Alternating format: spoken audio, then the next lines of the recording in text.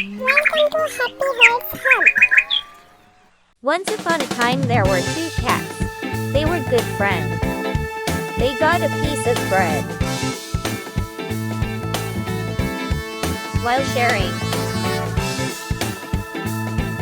They made big and small pieces. So they began to fight for bigger pieces.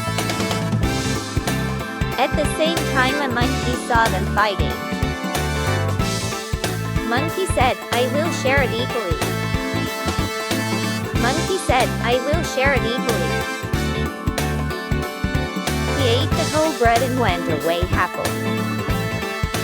The poor cat lost the bread.